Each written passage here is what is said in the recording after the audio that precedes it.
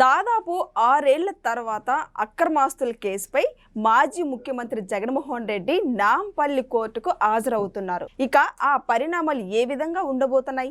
ఇలాంటి అంశాలను చర్చించే ముందు స్టూడియోలో ఉన్నారు సీనియర్ జర్నలిస్ట్ సత్యమూర్తి గారు ఉన్నారు. వారిని అడిగే విషయాలను తెలుసుకునే ప్రయత్నం చేద్దాం. నమస్కారం సార్. నమస్తే సార్, జగన్మోహన్ రెడ్డి గారు అక్రమ ఆస్తుల కేసుపై ఎన్నో కేసులు నమోదై ఉన్నాయి. అయితే ఇప్పటికీ బెయిల్ మీద తిరుగుతుందో అందరికీ తెలిసిందే. చాలా ఏళ్ల తర్వాత నాంపల్లి కోర్టుకి హాజరవుతున్నారు. తర్వాత ఆ పరిణామాలు ఏ విధంగా ఉండబోతున్నాయి అంటే ఏం చెప్తారు సార్? ఫస్ట్ మీరు ఇంట్రడక్షన్లో అక్రమాస్తుల కేసు అని చెప్పారు. అవును. సాక్షి ఏం రాస్తుందో తెలుసా? జగన్మోహన్ రెడ్డి ఆస్తుల అక్రమ కేసు అని రాస్తుంది. అంటే ఏంటి అంటే మనకి తెలుసు, మనకే కాదు ప్రపంచం మొత్తం తెలుసు, జగన్మోహన్ రెడ్డి ఆస్తులన్నీ అక్రమంగా సంపాదించాడు అనేది it is an established fact.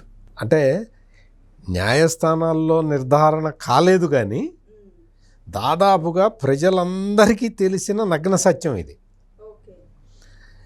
అటువంటిది జగన్మోహన్ రెడ్డి అక్రమాస్తుల కేసు అని చెప్పి ప్రపంచం మొత్తం మాట్లాడుతుంటే ఈ సాక్షి మీడియా మాత్రం జగన్మోహన్ రెడ్డి ఆస్తుల అక్రమ కేసు అని రాస్తుంది.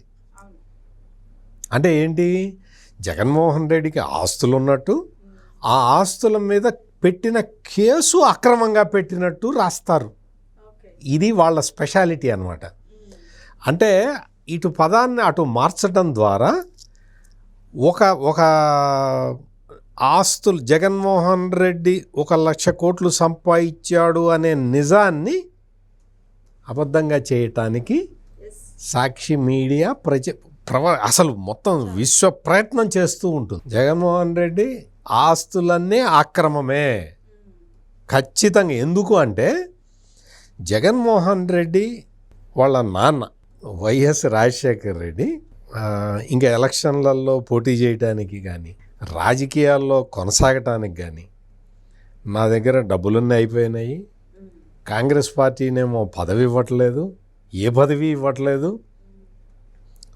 2 సార్లు పిసిసి ప్రెసిడెంట్గా చేసినా కానీ ఆ వసూలైన సందాలన్నీ అప్పుడే ఖర్చు అయిపోయినాయి, నేను ఏం చేయాలో అర్థం కావట్లేదు అని చెప్పి వాళ్ళ సన్నిహితుల దగ్గర చెబితే హైదరాబాద్ సాగర్ సొసైటీలో ఉన్న ఇంటిని ఇక అమ్మేద్దామని చెప్పి బేరానికి పెడితే ఆ జగన్మోహన్ రెడ్డి వాళ్ళ తండ్రికి అంటే వైఎస్ రాజశేఖర్ రెడ్డి ఆర్థిక పరిస్థితి 2004 సంవత్సరానికి ముందు ఎలా ఉంది అనేది ఇప్పుడు నేను చెప్పిందంతా అది.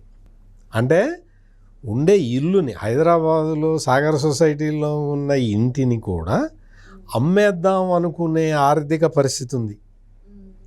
ఉండే ఇల్లుని ఎవడమ్ముకుంటాడు? ఇంకా మొత్తం అయిపోయింది, ఇంకా వేరే మార్గం ఏమీ లేదు. ఇంట్లో భార్య పిల్లల బంగారం కూడా అమ్మేసిన తర్వాత ఇంకా మిగిలింది లాస్ట్ రిసార్ట్ ఇల్లు అమ్ముకుంటారు. ఇల్లు ముందర అమ్ముకోరు. ఉండే ఇల్లు అమ్ముకుంటారు. 4 ఇళ్ళు ఉంటే ఒకటి అమ్ముకుంటే పర్వాలా, ఉన్న ఒక్క ఇంటిని కూడా అమ్మేసుకుంటున్నాడు అంటే మొత్తం కంప్లీట్గా భూమట్టానికి వచ్చినట్టు లెక్క. అటువంటి ఆర్థిక పరిస్థితి ఉన్న రాజశేఖర్ రెడ్డికి కొడుకుగా జగన్మోహన్ రెడ్డికి అంటే 2004లో రాజశేఖర్ రెడ్డి ముఖ్యమంత్రి కాగానే ఈయన ఆస్తులకి రెక్కలు వచ్చినాయి. కొత్త కంపెనీలు ఎక్వైర్ చేశాడు, పెద్ద కంపెనీలను ఎక్వైర్ చేశాడు. ఇండియా సిమెంట్స్ అని చెప్పి అసలు అప్పటికే మార్కెట్ లీడర్. అటువంటి ఇండియా సిమెంట్స్ కంపెనీ అప్పటికి ఇంకా స్టార్ట్ కానీ భారతీయ సిమెంట్స్లో షేర్లు కొంటుంది. ఎట్లా కొంటుంది? అప్పటికే మార్కెట్ లీడరు. ఈ భారతీయ సిమెంట్ ఏమో అప్పటికి ఇంకా స్టార్ట్ కాలేదు. భారతీయ సిమెంట్ షేర్లు కొనేస్తుంది ఇండియా సిమెంట్స్కి. ఆ తర్వాత గవర్నమెంటు సున్నపురాళ్ళ గనులన్నీ లీజుకి ఇస్తుంది. అంటే ఏంటి? Quid pro quo. ఇటువంటివి 1 కాదు 2 కాదు. ఈ కేసులన్నీ జగన్మోహన్ రెడ్డి మీద పెట్టి ఈ జగన్మోహన్ రెడ్డి సంపాదించిన ఆస్తులు అక్రమ ఆస్తులన్నిటినీ కూడా దాదాపుగా జప్తు చేసి ఎన్ఫోర్స్మెంట్ డైరెక్టరేట్ వాళ్ళు వచ్చారు మధ్యలో. వాళ్ళు ఏం చెప్పారంటే ఇది అంత ఊరికే వాళ్ళ తండ్రి అధికారాన్ని అడ్డం పెట్టుకొని ఈ షేర్లు ట్రాన్స్ఫర్ చేసుకోవడం ఇది కాదండి. ఈ కేసుల్లో మనీ లాండరింగ్ జరిగింది అని వాళ్ళు ఛార్జ్షీట్లు ఫైల్ చేశారు. ఈ మనీ లాండరింగ్ ఏంటి? ఇప్పుడు డబ్బులు వాళ్ళ నాన్న సంతకం పెడతాడు ముఖ్యమంత్రిగా, వీళ్ళు తీసుకొచ్చి డబ్బులు ఇస్తారు. ఆ డబ్బుల్ని ఎట్లా చేసుకోవాలి? అందుకని చెప్పి అప్పట్లో విజయసాయి రెడ్డి కొన్ని కంపెనీలు పెట్టేవాడు, ఈ దొంగ కంపెనీలు, సూట్ కేస్ కంపెనీలు అనే పదం కూడా అప్పటి వరకు లేదు. అంతకు ముందర హర్షద్ మెహతా స్కాండల్ జరిగింది, కానీ హర్షద్ మెహతా స్కాండల్లో కూడా ఈ సూట్ కేస్ కంపెనీల ప్రస్తావన లేదు, క్విడ్ ప్రోకో అనేది లేదు. ఈ జగన్మోహన్ రెడ్డి దయ వల్ల అసలు ఈ లీగల్ టర్మినాలజీలో కొత్త కొత్త పదాలు పుట్టినాయి. ఇవన్నీ తీసుకొచ్చి ఈ వెబ్ ఆఫ్ కంపెనీస్ నుంచి ఇక్కడ పెట్టి ఈ డబ్బుల్ని, అక్రమంగా వచ్చిన డబ్బుల్ని వివిధ దేశాలకు పంపించి, ఆ వివిధ దేశాల నుంచి వచ్చి మళ్ళీ ఇందులో పెట్టుబడులు పెట్టినట్టు పెట్టించి ఇంత నాటకం ఆడి ఇప్పుడు అక్రమాస్తుల కేసుని సోనియా గాంధీ పెట్టించింది, అక్రమంగా పెట్టించింది. సోనియా గాంధీని ఎదిరించిన వీరుడు, ధీరుడు, సూర్యుడు మా జగన్మోహన్ రెడ్డి అని చెప్పి ప్రచారం చేసుకుంటూ ఉంటారు.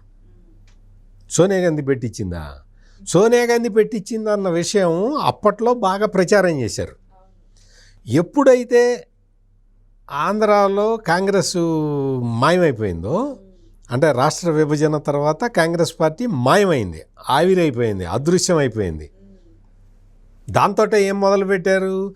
ఈ అక్రమాస్తుల కేసులన్నీ చంద్రబాబు నాయుడు పెట్టినట్టు ప్రచారం చేసుకున్నాడు. చంద్రబాబు నాయుడు పెట్టించాడు, చంద్రబాబు నాయుడు నన్ను జైలుకి పంపించాడు.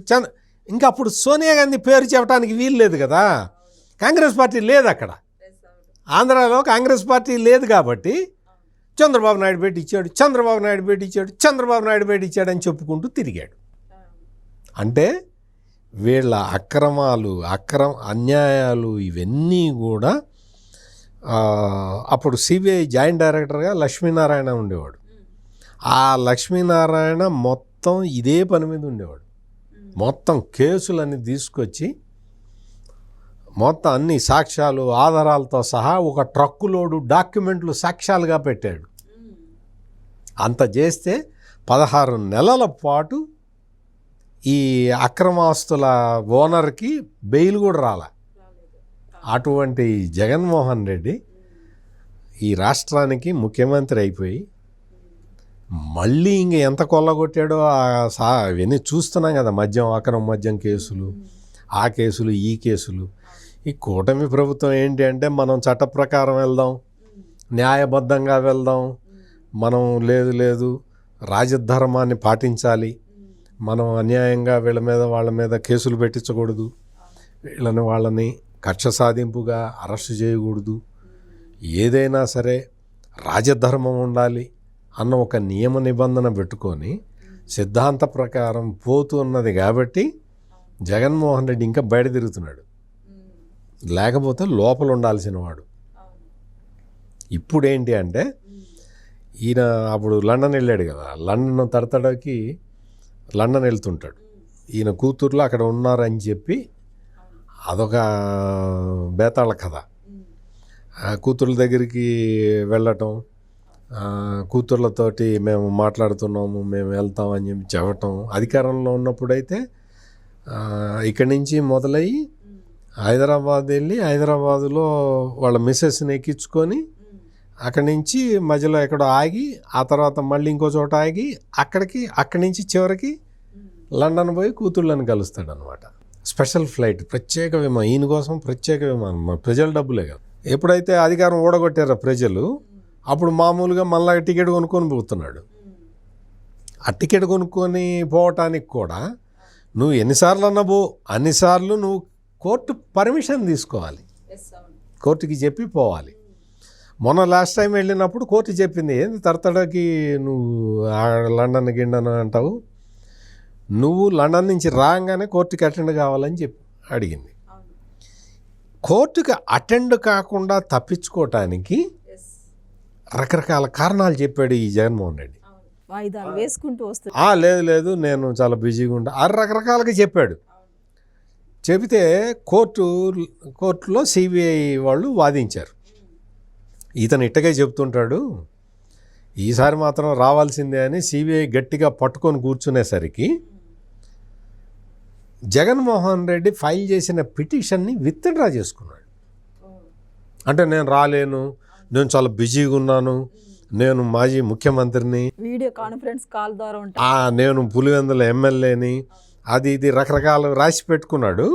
ఆ తర్వాత ఆ పిటిషన్ని విత్డ్రా చేసుకున్నాడు జగన్మోహన్ రెడ్డి. విత్డ్రా చేసుకొని ఇప్పుడు కోర్టుకి అటెండ్ కాబోతూ ఉన్నాడు. ఇంతవరకు మనం సిబిఐని అప్రిషియేట్ చేయాలి.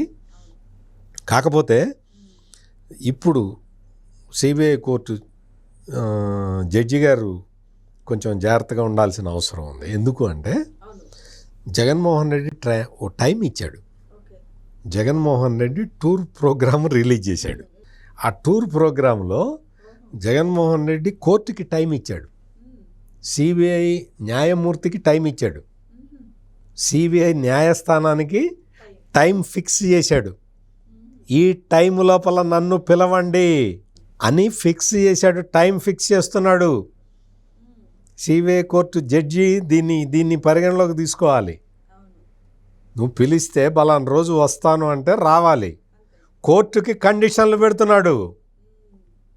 ఈయనట 9 గంటలకి departure from residence at Tadepalli Guntur district to Gannavaram airport. 9 నుంచి గాలిలో ఎగురుకుంటూ వస్తాడు. వచ్చిన తర్వాత 11:30కి arrival at CBI court Nampally Hyderabad. 11:30కి arrival at CBI court Nampally Hyderabad. 12:30 వరకే ఉంటాడు. జడ్జి గారు గమనించండి దీన్ని. 12:30కి departure from CBI court Nampally to residence at Lotus Pond. అంటే జడ్జికి గంట టైం ఇచ్చాడు. జడ్జికి గంట టైం ఇచ్చి ఆ తర్వాత ఇంకా లోటస్ పాండ్లో విశ్రాంతి తీసుకుంటాడో ఏం తీసుకుంటాడో, తర్వాత ప్రోగ్రాం చాలా ఉంది. అంటే కోర్టుకి టైం పెడతావా, జడ్జికి టైం పెడతావా? చూడాలి. న్యాయదేవత, ధర్మదేవత ఇటువంటి మనిషిని ఎట్లా డీల్ చేస్తుందో మనం చూడాలి.